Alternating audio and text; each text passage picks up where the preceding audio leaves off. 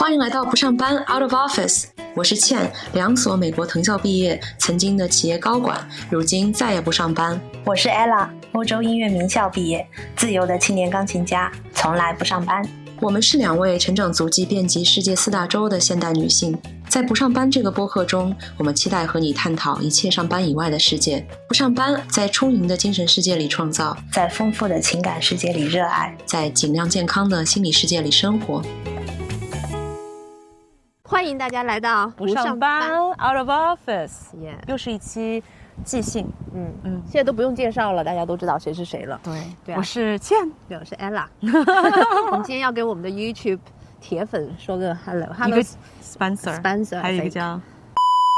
今天为什么我们特意不准备呢？就是因为我们想做一个小小的社会实验。对，而且我觉得我们的那个即兴的效果还是可以的，而且也是一个锻炼嘛。是，没错。为什么说是一个社会实验呢？因为 Ella 跟我在上一次的生育话题的讨论当中有提到，为什么关于生育这个话题和女性各自的选择，我们好像不太能够做到温柔叙事，或者说在不同选择的群体当中，经常容易不能互通，不能去交流。比如说 Ella 是铁钉，是不是？然后我是10个月的娃的妈妈，我是34岁生他第一胎，有一点意料之外。所以我们2个这样的组合呢，平时也确实也没有讨论很多小孩的事情哈，很少。对，我觉得可能是刻意，也不是说刻意吧，或者就是自然。其实我觉得是自然的。我觉得是的。从我的角度，我可以聊聊，就是我们今天万一最后吵起来的话，就这集就不播了哈，就关了。而且你先问我衣服对。Ella，你今天的衣服穿得很好看，我这个已经有10年了，所以我就不介绍了。你的这个是哪儿买的呀？我的介绍一下，我的这个cardigan 是 Massimo Dutti， 上衣也是 Massimo Dutti， 但是没有赞助。对，没有赞助。然后jeans 是那个 Page。我的 jeans 是优衣库，就是那个 Uniqlo， 对，去年特别火的那个 barrel 形状的裤子。那个特别舒服，对，那种 baggy， 我很喜欢。对，自从穿了以后就脱不下来。对，脱不下来了，那个就不想再买新的了。没错。对。可是大家其实从穿着也可以看得出，我就是那个憔悴的宝妈。Ella 是这个潇洒的丁克。我也是很刻意的，其实，因为我觉得那个我在遛狗的这个途中，我觉得其实是一个很艰难的。你每天就是我跟就是好几个狗友，我们都是有一个 WhatsApp group，很搞笑。我们都说你今天是什么 attire， 然后我们上面都是 homeless attire。是，其实 Ella 不能说是一个纯丁啊，她是一个妈妈，狗狗的妈妈，然后也是钢琴老师，所以你有很多个孩子。对，就觉得就是有那种母亲的操劳，能感觉得到。对，而且昨天其实是葡萄牙的母亲节。不是全世界的母亲节。不是全世界的母亲节，是第2个周日。就是下一个星期。对，所以我们现在处于2个母亲节中间，互相祝母亲节快乐。OK， 母亲节快乐。对，怪不得我给我妈发信息，她没理我。早了1个礼拜。对，没错。所以其实我们都是庆祝母亲节的，同时呢，我们又对于我刚才提到的这个话题啊，就是女性之间不同的生育选择，造成我们之间似乎好像应该有某种隔阂一样，尤其在小红书上，你会觉得好像有这样的隔阂。是，我觉得之前批评过。对，我觉得我跟我的一些朋友确实有隔阂。有的时候我会觉得他们有点 too much， 因为我是教书的，所以他们就跟我见面的目的是跟我讨论小孩的，而我跟他们见面的目的是问他们好不好，你吃了什么，你最近在干什么，你最近心情怎么样？没错，这是我很想知道的，而不是一个见到面还是在讨论这个教育，等于是我就感觉他们好像在那个 loop 里面就出不来。对，我就每次想把这个话题再绕出去，然后他们说又把它给拉回来了。对 ，But what about you？ 对，我就很关心，就是说你 as an individual， 就是你是一个单独的一个人，我想知道你的精神状态怎么样。是。对，我有一个相似的感受，那个时候我自己还不是母亲啊，我的好朋友都比我早做妈妈，因为我们当时都住在美国嘛，有这样子的传统，就是送贺卡寄到这个你的朋友家里，然后这个贺卡是digitally printed 的一张家庭照片，from ours to yours， 对，像明信片一样的彩打的照片，然后他那几年的照片里面几乎全是娃。都是，因为我当时还没有见过他的娃，我跟他的娃还没有这种关系，我就觉得我其实珍惜的是我跟我的女性朋友的关系，但是我看到这个娃的照片，我就觉得没有关系，就目前还没有关系，所以我会觉得有一点misalign， 有点偏差哈，就是我其实想 hear from her，对，所以我觉得我跟你我们平时聊的这些方面是很少的，但是我们这一集啊会采用非常非常诚实的形式，我讲我来抛一个影子哈，我有一个小小的有感受到的这个宝妈和没有孩子的女性的之间的区别，就是你有几次会提到说，哎，你现在一定很忙，什么那个就意思是不要忙烦到我呀，不要吵到我呀，或者说就想让你多休息那种，或者说哎，我们这个节目我要当家呀，因为倩要去休产假了。但是我其实那个时候在生完之前哈，我也是觉得我应该是要休息的。但是其实生完了之后，因为种种的原因，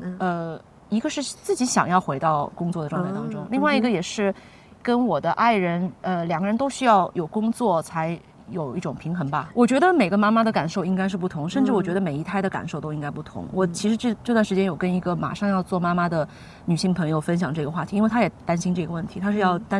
单身生娃的，所以她有自己的工作，有自己的工作是爱好，是热忱，所以对她来说，这个成为妈妈好像可能要面临着某种取舍放弃。对，她问了我这个问题，我感觉我的体会是，不到生完了不知道，而且与我的爱人，在我自己的体验当中，与我的爱人的工作的状态也是非常有关系的。因为我爱人在孩子出生之后，碰巧他的事业非常的忙，所以呢，他就需要整天工作，我需要相对来说支持他一些啊。他其实也是非常的辛苦，又忙的同时还给我们做饭，给宝宝做辅食等等，但是呢，我因为看到他的事业蒸蒸日上哈，我就会有心理不平衡。我会觉得，哎，你是一直在动脑子，一直在这个 have exploratory conversations， right？ 他跟他的这个创意伙伴一直在聊，故事这样写那样写，我们一起看这部电影，一起看那部电影，爽啊！对啊，我就想说，我也想工作啊，老子也想用脑子啊，对不对？对，但是跟孩子的相处呢，大家知道的，就是用哪儿都不用脑子，就至少在这一段时间是对，每带1个小时的娃，你会觉得就是精疲力尽但是与工作1个小时的时间的这种感受是非常不同的。所以其实我觉得我在大脑上是有这样子的欲望的，尤其有对比才有伤害嘛。那你要说，因为对我们就是丁克来讲哈，看见就是因为我们丁克，你出于好意嘛。对，所有的丁克都有一个共同点，就是会很紧张，当妈妈的孩子会不会没休息好？因为我们知道我们是休息好了的，就再怎么比较都是比不过就是丁克的那个休息，因为你没有这个，没错，就是半夜除非狗要上厕所哈，但是如果它很好的情况下，你是非常的自如的，你真的是想干嘛就干嘛。是，所以呢，我们就是你别说了，我好怀念啊。对，所以丁克的这个就是会觉得maybe I shouldn't say anything，就会觉得如果我说的任何一句话会不会刺痛到你啊？我完全理解或者会不会就是我们在炫耀啊，或者是怎么样？对，我理解。然后所以一般丁克都是你过得好不好？不好。你别说，其实作为任何一个角度，比如说我做了宝妈以后，其他的未来的宝妈或者其他的已经就是孩子已经比较大的宝妈问我情况怎么样，难不难？如果我知道对方经历了一个非常困难的一个 motherhood，我可能也会说是蛮辛苦的，是，对，我不会去炫耀说我的宝宝是个天使宝宝，对，这其实确实大家都有这样子的情商吧，对，要不然对方很痛苦，可能再也做不了朋友。我觉得这个才是女孩子嘛，对不对？我觉得是一个很典型的女孩子，是就会替别人着想，对，没错。所以我其实很 appreciate， 但是确实也觉得有一些很微妙的地方。举个例子哈，这个完全是在我身上的一个微妙的一个想法。昨天晚上我发了一个短信给你，因为我知道我们今天要录制了。我凌晨2点钟的时候发了一个短信，我说哎呀，完了，我今天刷手机看书看到2点钟才睡，明天肯定累得要命。但是我took note， 我特地写了，我是刷手机和看书看到2点，我就怕你觉得我是照顾孩子没睡好。哦，真的吗？对，这种小心思完全就是我自己一个人身上的。This is so interesting。对，所以我觉得这个话题很值得讲嘛，就是很多事情都是已经在一个人的个体当中就已经就是内耗过了。哦，哇哦，我从来没有这么想过。对，我就怕你觉得倩的这个生孩子太辛苦了，以后我就不太经常约他，因为他肯定出不来，或者说我不想让他为难等等，我就会希望你觉得我是正常的，一切是对，我觉得这点这个很微妙，因为我有很多朋友就是当了母亲之后就不愿意再跟我有交流了，就是我能感觉得到。你帮我分析一下哈，我来举个例子，比如说我有朋友他有孩子，就是几个娃的妈，然后呢我就会经常跟他聊一些关于。因为我不想把他带出来嘛，我发现他是在这个娃当中，我就会跟他聊一些就是社会的问题啊，一些比如说我最近在干什么呀，或者是他最近，我就会说，哎，我说看到一个妈妈最近就是又做了一件什么样的事情，我觉得很有趣，然后呢就没有任何的下文，就感觉就是他就是好，然后但是一旦聊到孩子，他那个话就收不住，就是长篇大论。然后我就会觉得这个就是感觉好像我们就是 misaligned， 就之前说的不在一条线上了。你觉得是吗？这个我明白你说的意思哈。他首先孩子稍微大一些，并且有好几个，对吗？对而且其实你出于的这个角度是希望他能够做回自己。对，因为你知道你们知根知底，并且你知道你觉得他确实是有被婚姻和育儿的重担给压到，对，就是被那个捆绑起来了。然后我觉得女性需要，就是像你说的，需要自己去刻意的解放自己。对，没有人来解放你，对，你可以把自己囚禁在那个，但那个 key 那个 prison 的那个 key 在你手上。没错，我们请着全天的育儿嫂，有的时候我就是硬要出门，就否则的话我也可以在家里面看着孩子啊，很开心啊。但有的时候就是要逼着自己出门，逼着自己要做一些。其实自己是想做的事情，但是好像之前 deny 自己的。我觉得我很希望听听听众朋友们在评论区给我们讲讲你们的感受是怎样的。因为从我的角度，我跟 Ella 基本上是站在一边的。我会觉得，这样的女性一定是存在的。我们作为朋友，尤其作为女性知心的朋友，我们能够提供的最大的价值，可能就是做一下这样的提醒和给她一个。胡萝卜不是胡萝卜，给他一根绳子，对吧？希望他可以从自己的孩子的这个事界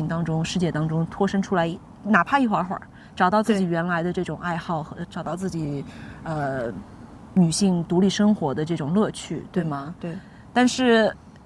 反过来，我也会理解，也许他已经进入了人生的第2个阶段，他选择了这样的一个新的生活的状态，他就是愿意为孩子和家庭付出，同时也许他也知道自己放弃了一些，我就不知道他的这个选择是不是真的是自主的。对，还是怎么说呢？有了其他的一些因素，因为我们相关的话题也聊过很多啊，包括有毒的关系啊，包括 MBD 人格呀，对吧？所以每一个人的情况应该是非常不同的吧，在这一点上。对，我的这个问题，其实我觉得跟刚才这个很联系很大，就是说是生完孩子这个，就是你开始当孩子几岁的时候，当然很需要你哈，一直都需要妈妈的这个，是不是有一种舒适区？这个就是你的 safety zone，你就不愿意跳出去，因为任何我在思想上的 challenge， 就是我去挑战它呀，或者是就把它带入了一个不是一个舒适区了。我觉得有可能那我们又有点 assume 了，因为我们2人好像是在讲别人的生活啊。我觉得这样的情况一定是有可能的。他尤其是在就是全职妈妈，或者说就是一个非常尽职的一个妈妈这个角色做的时间很久了以后，她一定是会对之前的这样的生活，对之前的就是其他女性还在自己的生活当中在做自己的女主角，对吗？她可能会对那样子的生活状态，那样的女性会产生一些陌生感啦，或者说有一些焦虑啦，有一些不安啦，我觉得是有可能的也许她也害怕被 judge， 或者她害怕发现自己，或者说需要自己面对自己这个现实，就是说我已经不是原来的这个潇洒走天下的独立女性了。I don't know， 但是我觉得我可能我的求生意志很强，我第2个月就开始工作了。对啊，我就觉得你在家里工作。是啊，然后所以我当时还在想，到底休息好了没有？到底是发这个信息呢，还是不发呢？其实我的感受是，头几个月是有着这个adrenaline 的支持，肾上腺素的支持。对，那个时候反而不觉得很累，而且宝宝其实那个时候睡觉的时间非常的长。对。逐渐你的生活会进入一种新的状态吧。我们现在其实蛮累的，因为肾上腺素快要完结了，现在就是纯的累了，又完了，要充一下电。对，而且孩子这个睡觉的时间减短了，并且呢，在外面睡不着了，必须要回家睡了，所以其实种种的难度是会变化的。那其实就跟我养偷狗差不多嘛。对啊。就是因为大家都知道偷狗是可能不知道观众知不知道是高需求的狗狗吗？对，它是一个有 IBD 的，就是有这个就是肠胃敏感炎的，是这个慢性病，就是治不好的，只能管理。现在好很多，现在管理的非常好，但真的是严格管理。我们发现，就它现在拉肚子的次数是可能几个月才一次，这个简直就是从来没有发生过。正常狗了，就跟正常狗差不多，但是在管理的情况下。对，就像你说几点钟必须得回到家，因为它必须得吃饭。对。而且他这段时间吃完饭他不能够活动，他必须安静的休息，让肠胃就是慢慢先消化。对，所以就是这个很辛苦，我非常就是，所以我有的时候养狗，我就能体会到很多母亲的，就是作为养孩子，虽然不是同一个物种哈，但是高需求的这个狗确实是很累很辛苦。这点我非常同意，而且在就是即使是宝妈和宝妈之中，也会有这样子的一种小小的隐性的 tension 的情况啊，就是你身边也许有的朋友的孩子就是很简单，就是很天使，但是也有的母亲的孩子他确实是高需的。我觉得有些女性她不愿意相信有些孩子是真的难带，他们会觉得一定是你哪里没有做好，孩子都是一样，都是好带的。然后狗狗的家长也会说狗是一定能训出来的，对，或者一定能够怎么样的。我觉得首先它没有用，对吗？你只是带来了一种负面的情绪，好像对方作为妈妈、狗妈或者宝妈，好像会被批评到。其次，我觉得是非常不正确的。对，我觉得尽量少给意见。就是我觉得这点就是我觉得我可能是一个比较独特的丁克吧。我在这个就是可能我孩子太多了，因为我是一个社会母亲嘛，见到了各式各样的家庭，有非洲人有非洲的这个带法，然后亚洲人有亚洲的带法，然后北美人有北美人的带法，欧洲人有欧洲人带法，所以这个就是完全是你会看到各种各样的这种就是带法了之后，你就会觉得原来他们是这个样子的。对。然后比如说我有非洲的这个家庭呢，他们不用洗洁精洗碗的他们用的是盐。哇，他们就是这个样子，就是对他们来说这个就是干净的，可以去消毒的。然后所以那你不可能说你会想到天哪，那有小孩然后会不会有毒啊，或者会不会有这个细菌啊？那人家就是没有，那你没有办法去 judge 他们。但是如果我把这个话题说给从来没有就是说去想象切身的去想象这个场景的，他们会觉得是有一种偏见，会觉得干净吗？那个对不对？我理解。对啊，其实我因为身处住在欧洲，刷中国的社交软件，然后有很多的朋友在美国也刷美国的社交软件。对，其实因为我所处的这个位置确实也是几边都能够看到，我觉得也很多让我感到像你刚才所说的相似的这样的情形。举个例子，睡训就是 sleep training 这件事情是一个相对来说比较偏美国的一个做法。就是美国呢总体来说在育儿的方式和一些 advocacy 之上是比较的independent， 就是好像父母要把孩子早早的分房睡啊，然后要早早的睡训啊，就好像是美国文化当中的一种 individualistic 的这个精神嘛，就大家都应该要自己管自己的。其实也是有非常多的好处，因为你的父母如果睡得很好的话，孩子其实也会受益。所以早早的分房，如果孩子哭了几个晚上，睡训之后就不哭了，就能够自己入睡，以及自己醒过来重新入睡，好像是一个很不错的一个结果。我也有就是中国的女性朋友现在住在美国的，他们的孩子是这样子做的，因为受当地的文化的影响。我听到他们的结果，我也会觉得有些羡慕的，因为我的孩子没有睡训，他是睡在自己的小床上，但是是在我们的大床旁边。就同一个房间。对，同一个房间。我们之前呢还是同床的，就是 co-sleep 的，就是最早的时候孩子是在我跟的爱人的中间。这个做法在美国很多人看来是 No， 就是这个叫做 co-sleeping， 因为美国曾经出现过一个风潮，就是说教育大家千万不能同床，为什么呢？会有婴儿窒息的风险，婴儿窒息死亡的风险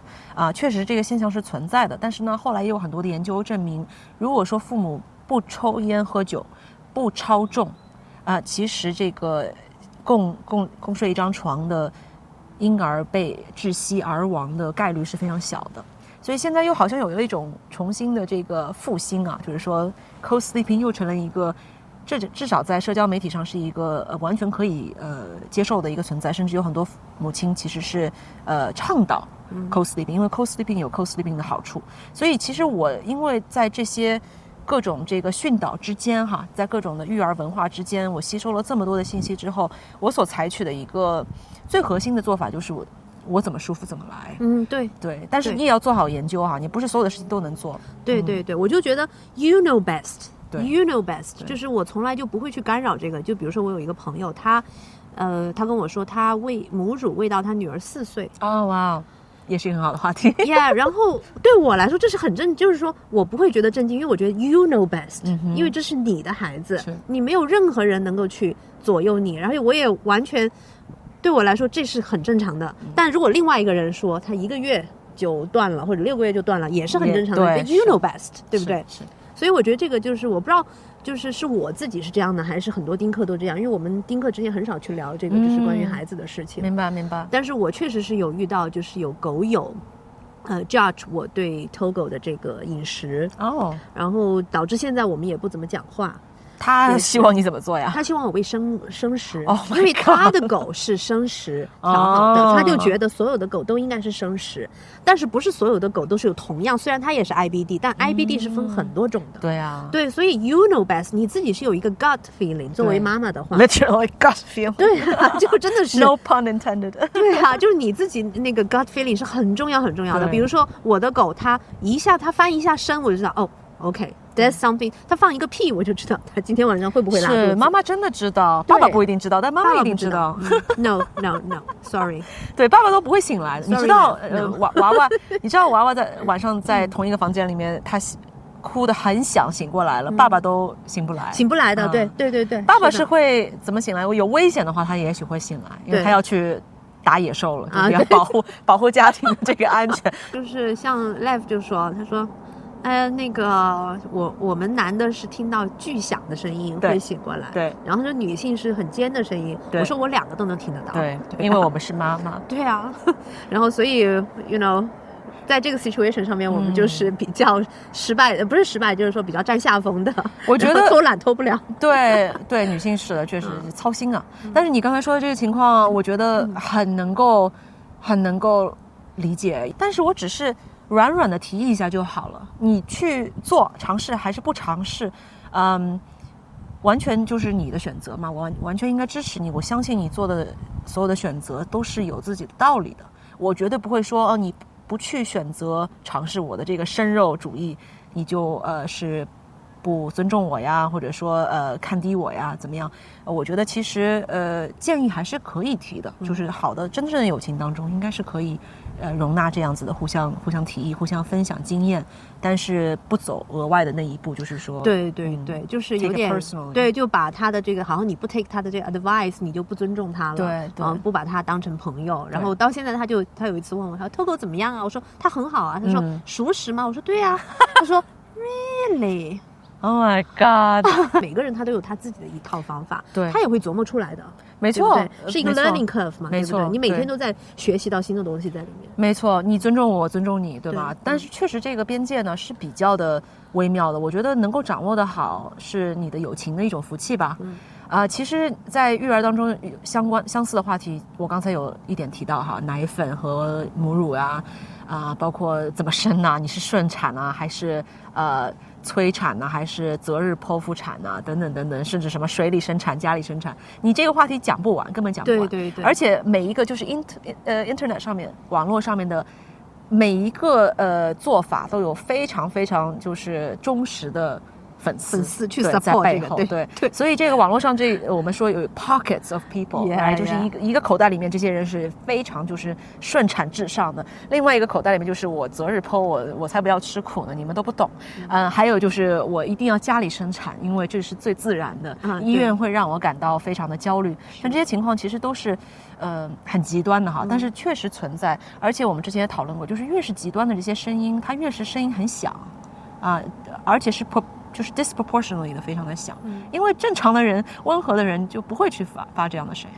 对，所以我一般都很避免那些帖子，就是5 things to let you know 怎么样，然后你做对了这几点，你就怎么样了。然后我就觉得这个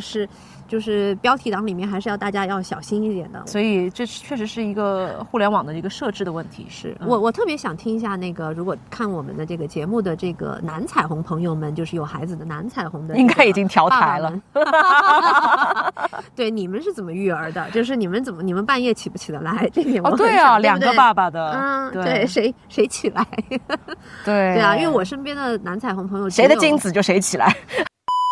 那其实刚才我说到这些不同的 pockets 里面的人的想法都非常的极端，我可以分享一下我最后是采用了怎么样的一种做法哈。我最近其实已经自然的离乳了，因为我的前6个月的征程是全母乳。而且喂得非常的好，宝宝非常的大，就是95%的体重，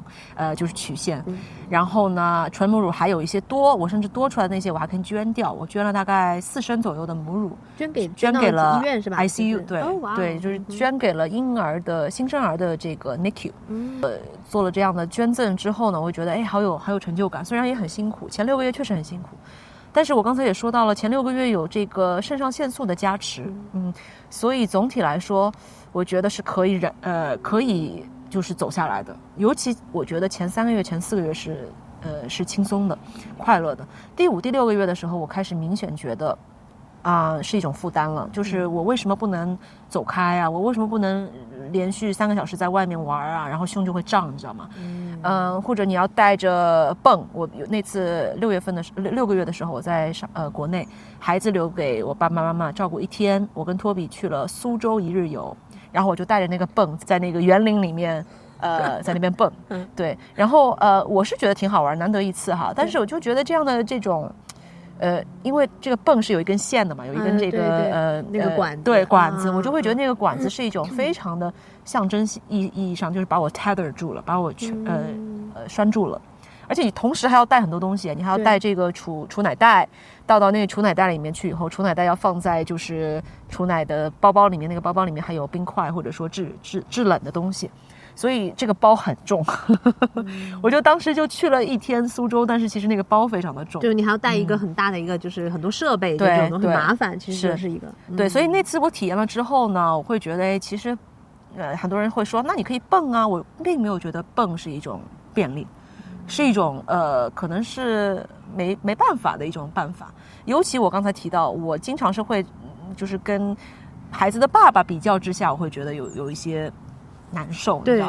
因为他是不需要做任何的这个在就那个 physical 上面的一些这种牺牲，对啊，就他还可以就是对，因为胸不长在他身上嘛，对啊，所以他可以帮我拎那个储奶袋，对吧？但是怎么说呢，这个负担还是在我身上，我是奶牛嘛，所以到了6个月左右的时候，就是在那个苏州那个期间，我就觉得我想要不执着了，我想要这个慢慢的过渡了，并且我的宝宝一直很大，所以我从来不会担心说他的肠道会有什么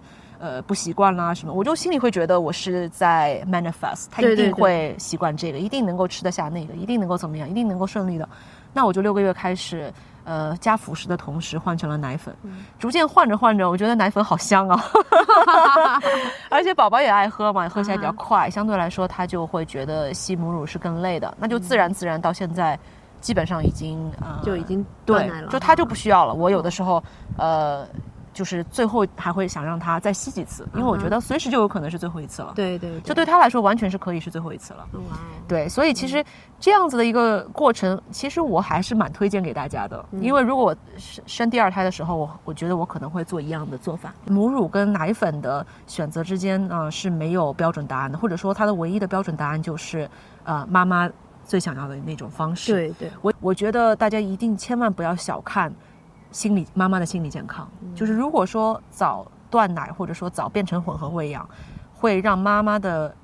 心理健康状态变好，那它其实是非常有价值的。对对，母乳的长期喂养的价值超越奶粉的这一个部分是非常 questionable 的，其实是科学实验当中是没有太多的证明说一定要母乳孩子才能够好，是没有的啊。长期的这个比较的这些研究的话，是觉得几乎是可以省略的，就是它的额外的益处，所以妈妈一定要为了自己的心理健康去着想，因为这个益处是比较的无形的，对对对，所以容易被忽略，而大家只是说母乳前6个月是黄金，是对孩子特别特别好的。At what cost？ 就是你的妈妈的这个心理健康的代价，一定是要算在里面的。对，我觉得就是有很多信息你可以去就是都到处周围看嘛，360度这样看，然后最后是 down to you， 你自己想怎么选择，对你自己最好最方便，你自己最信奉的那一个选择，我觉得是只要自己过得去就是最好的。对对对，思想非常强，就是强硬的那种思想的话，我觉得往往代表着没有想得很明，或者说他有偏见为先了。对对对，有偏见。对，而我的女生朋友会告诉我，她说，我其实是全母乳到了好几个月，我现在有点后悔。她会这样说。我说为什么后悔？她说因为她对于母乳有一些过分热情了，她自己这么说啊。她说她对于母乳有过分热情了，然后就喂养的同时，亲喂的同时，还在不断的去蹦了好多出来，冰箱里面一大堆，最后她蹦的贫血了，anemic， 对，然后贫血以后，而且还蛀牙了，我不知道有没有关系哈，还蛀牙了，她蛀牙还是小孩对，妈妈蛀牙了，就好像钙都被吸收了还是怎样，对，我不知道这其中有没有就是1对1的关系，但是她说她在第2胎的时候绝对不会这么的 go overboard， 就是第1次的时候她也有一点圣母情节哈，她自己说的，而且是外国女生，荷兰人，所以她其实是做了一个很好的先行作用。最后她说她明年不是明年第2胎的时候不这样了，我觉得非常有意思。这个很逗。对，我觉得这样的这种经历教会我很多，远比一个她说一定要母乳或者一定要奶粉的这种声音教会的给我的东西要多得多了。我很难相信，就是在这个妈妈世界里面，就是大家会有那个这样子的互相去 judge 对方的、对，因为我们多浪费啊，对吧？这么多女孩子之间本来有这么多好的这种情谊、这种分享、这种互相照顾，都用来去 judge 来 judge 去了。对对，我能感受到的妈妈之间的 judge 是那个小孩的这个成就。就是我自己的这个就是教育领域里面，就是能发现，就是我不能在其中一个妈妈狂说另外一个小孩有多好，我只能点到，他非常想知道这个人做怎么样了呀，然后我只能点到为止。然后如果我说的太多了的话，我发现这个妈妈会不高兴。对，我不知道你有没有这个，你现在还没有这个想法是吧？这个感觉我没有，但是我会小心一些事情，比如说不赞扬，就是不夸赞结果，只表扬effort， 对吧？还有包括一些什么，比如说孩子很好看，你不能说好看，要怎么说呢？就是鼓励各种各样的这种价值观，因为你如果夸一个孩子好看的话，他会觉得好看是件很重要的事情，你知道吗？所以我会纠结在这些点上。好难啊！我对啊，觉得对啊。其实这些微妙的这种 dance 是非常非常多的。是。可能我觉得我的孩子们，他们大部分的这个生活也非常好，条件在这个就是物质上面是1000%都满足了的，对，只有过多不会过少的，但是就是在都会面临一个就是在教育上面的一些各式各样的挑战，对。然后你会担心吗？我还好我最近其实有开始分享一些关于育儿的想法哈。对，其实这也是一个有点就是你要微妙的跳舞的这样一个微妙的，哎呀，好累啊！我们很想把孩子送到森林学校，那这种价值观你不想要去给孩子去传递，是不太可能的。你不可能给孩子传递跟你相反的价值观，对吗？所以其实虽然说我们不能强求，但是肯定会把孩子更多的去释放到去放到我们的喜欢的环境当中去。那我们会给他去后天开始就去上森林学校。这个每周是体验一个半天，但是我在告诉大家哦，我倡导这种森林学校啊、户外教育啊等等，包括未来想要去公立学校呀，想要去怎么说呢，就是去接触更多更广大的这种学生群体啊，而不希望他在一种精英的环境当中，或者说非常单元的这种one dimensional 的这样的环境当中。我一说这样的一些想法之后呢，我就会有点担心别的家长如果说是把孩子送到国际学校的，或者说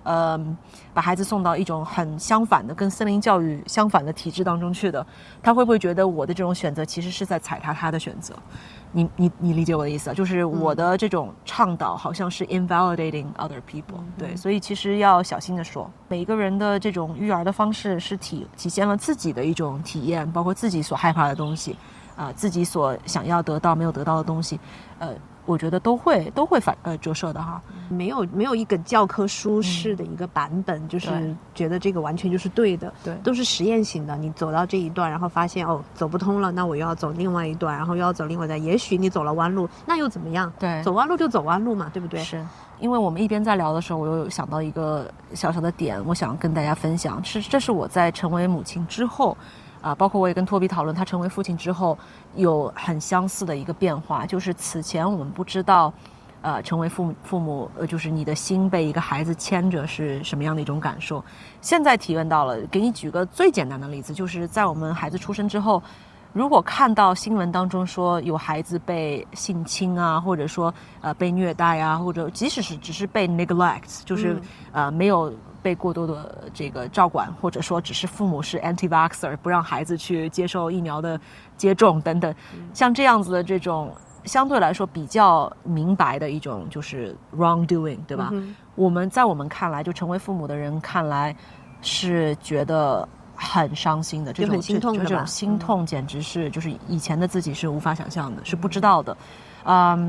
包括举个就是再抽象一些的例子吧，就是我们自己成为了父母之后，因为看到了孩子这样子的这种可爱啊，包括他的无助啊，孩子这个无助的这种天性啊，我们会想到非常非常多的此刻正在发生的，就是 literally a huge number of kids babies right now are being neglected， right？ 对，就是有各种 trauma 一直在发生，你无法阻止，所以其实对于别人的孩子，你说不 care 吧，是可以不 care 的，但是同时你知道，当你就是怎么说呢？去想这件事情，说这个现象正在发生，一定在发生，并且在大规模的发生，你会觉得 it's shocking，并且是非常心痛的。对，就是这个话题比较抽象，不知道我讲清楚了没有？对，我能理解，就是就可能跟我们看狗狗也是差不多的，是的，对不对？看到动物被这个 abuse， 因为我们提到刚才的那些过分干涉的狗妈妈或者宝妈，或者说过度 judge 别人的做法的这些家长们，其实也许出发点也是很好的，就是他真的是看不得别的孩子和别的狗狗受苦哈，但是其实也不是所有的跟你不一样的行为就是在虐待了。对，是，哎，这个话题确实是很难的啦。对，很难。然后现在我都觉得有的时候我不敢说话，因为我的朋友当中就是不同国籍、不同就是人种的很多。比如说我现在就很小心，比如说我有这个犹太朋友，有穆斯林朋友，我就感觉现在都不敢在他们面前说任何的，就是话题，因为就怕自己没踩准这根线，然后就觉得好像我是在 pro 哪一边，然后我其实哪边都不 pro， 我都很心疼，因为有难他就是。我跟你讲，现在的难题就在于哪边都不 pro 也是一个 stance， 对，也是对。然后他就说你怎么不关心我呢？对不对？我说 What should I say？ 我是 pro Palestine 啊，其实我也是。希望 Spencer 和另外一个朋友不是 Zionist， 我们的唯二外国用户。对，因为对，但是这是本身就是一个问题啊，就是你好像不敢说自己的立场，或者说我哪个都不 pro 也是一种立场，或者说我不提这件事情也是一个立场，那其实就是一个非常非常可怕的一个环境。很痛苦。就是我对那个我有很多俄罗斯朋友，我也有很多乌克兰朋友，我觉得就最近跟他们做朋友我可难了，真的是在这个中间我就是，所以我做人也是每天都夹着尾巴，然后这边也不敢说，然后不说了之后吧，这个就是受影响的朋友又会说你怎么最近都不好像没有有立场了，对啊，你立场去哪儿了呢？然后你的 silence 就是让这件事情会越来越大，然后就觉得做人真的很难的，真的好难，又有育儿的事情，又有狗狗的事情，又有俄乌的事情，又有以色列巴勒斯坦的事情，我的妈妈呀！我上周我的朋友，我的那个学生，我讲一个特别逗的，上周我那学生特别逗，他10几岁了嘛，现在他说，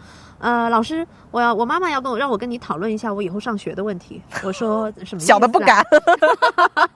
我说什么意思？哪方面？他说我到底是去哪里上学？因为我是读国际学校的嘛，然后我也不可能老留在香港啊。然后我说那你自己想去哪儿呢？你有没有一个想法？他说他说我读的是美校，他说美高，他说那个我其实本来应该是去美国的。我说那你为什么现在就是不想去美国呢？然后他说我妈说他们选总统不是特别厉害。这孩子几岁啊？13岁。哦，那还有一段时间呢，说不定那个时候美国又翻红了。对，又翻蓝了吧，应该是。对，我说的红是就是好的红啊，对，对，翻蓝了。然后我也可以说翻绿了，因为绿在美国是涨的意思，你知道吗？就是那个股票的那个红绿颜色，在国内是相反。对，是。那你就是有没有想过，就是这个教育，因为我觉得这个就是 inevitable， 对不对？对，就肯定会发生的。是，对啊，你有想得很远吗？现在？就是我是这样想的哈，越远的话呢，就是越模糊。对吧？越近的，那我们森林学校这周三就要去了。越远对再说，越远的越模糊，就是因为事情还会发生改变嘛，对吧？AI 就下个礼拜发展到什么程度，我们还不知道呢。是的。所以未来只是一个大方向，但是我觉得可能像美国这样子的精英，而且非常昂贵的教育，可能会越来越不值得。不是说不好哈，实际上我觉得我自己接受的这个文理教育是 AI 时代依然非常非常宝贵，甚至说是唯一重要的一种教育，就是你怎么样去学习，怎么样去思考，怎么样获得任何的知识。但是花那么多的钱，我是不愿意出，尤其我自己还经历了这样的教育，我多少也能够教会自己的孩子一些吧。对，够了。所以对，我觉得其实我跟托比如果做好了这种非常 involved 的教育的准备，那其实就好像对于学校的需求会少了一些。这件事情如果我不太需要去外包的话，就我不需要这个孩子去外面的学校里面去学习什么 critical thinking 啊、stats 啦、什么 finance 啦，那我就选择就多很多了。我觉得学校还是非常重要的。我不是说要让孩子在家接受 homeschooling 啊，但是我觉得学校所给的大部分的这种价值，就回到了这个他原来这种 core 的价值，就是让孩子跟其他同龄人 free play 去相处，去形成他们自己的这种dynamic，孩子之间互相的去玩，互相的去社交，甚至有的时候会造成矛盾、吵架等等。这个是其实学校提供的最大价值之一，让孩子去学会自己和别人的关系，和世界和社会的关系。我觉得多样性的一些的公立学校，反而是会在我们的这样的一种想法当中是比较合适的，对，而且又近，因为我觉得我很想要我的孩子有我小时候的。头几年求学的这种经历，就是学校在附近，可以自己去走路上学，可以去其他朋友家玩，可以大家放学之后在附近什么吃这个喝那个，然后再各自回家，好像很复古的哈。对，因为现在大家都还是很，就家长都跟得挺紧的啊，看谁都是开车接送啊，然后一放学马上就来了，还没放学呢，家长已经到了，对，在很多的环境当中，这个是必须的，确实是。但是葡萄牙这一点特别好，就是孩子还是可以自己上下学的，因为这个不是说你自己选择自己想这么做就能这么做啊。你在香港在上海也许是有条件的限制的啊，在葡萄牙我们就是可以放养，而且是比较安全的，比较大家都是这样的。对啊，我觉得这一点让我感觉到就是很放心吧。对，就不能代替的那种安全感。对啊，是的。其实我觉得每一个就是这个教育，就是你因人而异。比如说像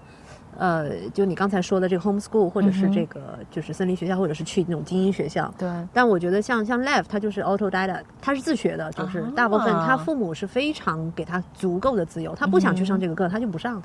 他就特别。学校也愿意吗？学校德国的学校在那个年代，他跟我说还可以，就是大家对这个就是很尊重，而且他们是小班制。他说他从来在学校就是受到很多爱。然后但是呢，他就觉得他的 autodidact 这个就是自学成才的这个非常快速度，因为他的速度比别人快很多。到后来这个课还上吗？就是几乎都他很多都不用上了，对，他完全是靠自己，他所有的现在他基本上，所以他自学能力极强。我觉得他就是一个，你把他放在一个监狱里面哈，我都经常说，如果谁把你关起来了，你很开心。他不需要那个外界的，他就我相信很多 INFP 都是很开心的。对，关我吧，关我。对啊，所以就是他就是觉得这个土壤就是很滋养他的，很支持他的。但是呢，他自己也知道，像他就会在外面，就是比如说有一些人多的地方，他就会觉得很不舒服啊。这就是因为他学校社会没有给他带来的这个另外一方面的 positive 的影响。他的爸爸妈妈没有希望他可以尽量去社会化一些吗？完全就上课不去上课，课间休息要去的呀，都完全没有就是管他，就是完全就是让他自由的，只要他就是开心活着，就他父母对他们要求都非常的。就是那种纵容，我都觉得现在我觉得用中国家长来说的话就是纵容，但是孩子开心吗？可能相比之下，我觉得可能还是非常自由的吧。对啊，是的，是的。我再分享一个就可以收尾了。好呀，你想知道我们丁克在聊什么吗？最近？我想知道。我们丁克其实有很多那个 secret group，因为确实是感觉是受歧视的，所以我刚开始是不知道，我最近注册了 LinkedIn， 我现在有 LinkedIn 了。哇！因为我们我没有 LinkedIn 了。你没有了是吧？怪不得我加你不加我了。我一直开玩笑说，我不上班以后最大的一个好处之一就是再也不用再看那个 give a damn about LinkedIn， 就是领英哈。就对我来说还挺好玩的，因为上面有很多秘密的 group，然后我们丁克我有2个 group， 就是我们的丁克 group， 在上面就是现在大家是在互相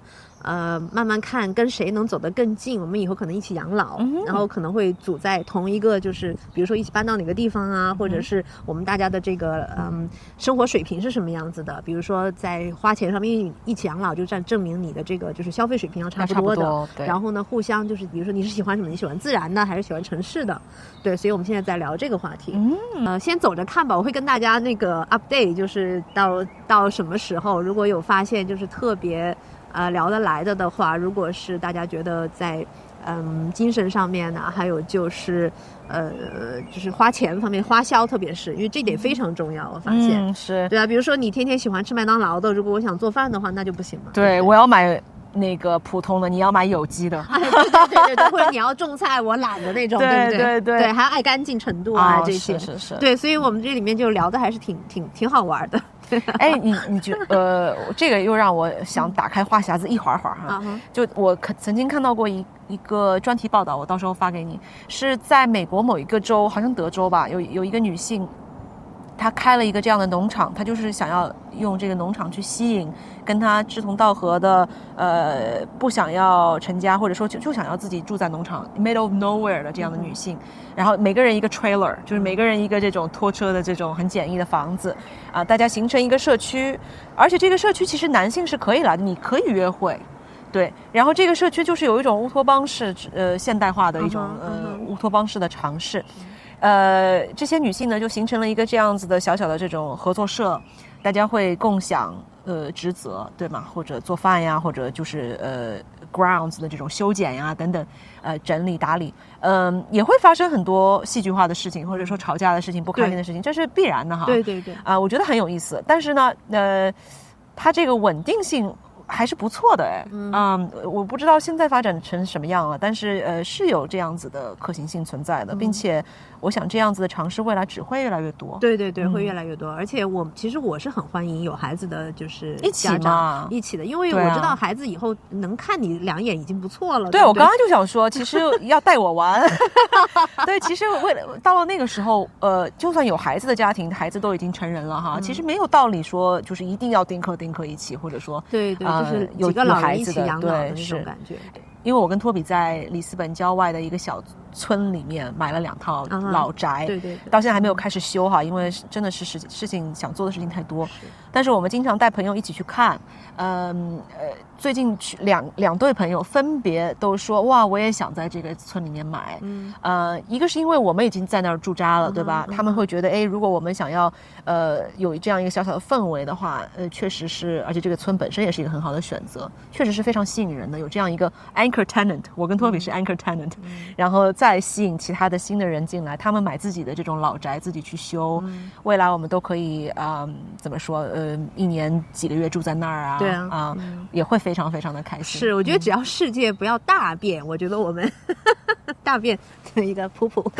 也不要普普。对啊，我们的共同的追求其实是很相似的。是，我觉得大家都会有一个很好的一个，就是不管是退休啊，或者一个很好的前景。对啊，差不多了时间，对啊。对，所以我们今天做的这个社会实验是非常成功的哈。对啊，不用关手机。不知道大家有没有很好的朋友可以进行这样的很好的谈话呢？肯定有的人。OK 啦，那我们下期再见了，拜拜，拜拜。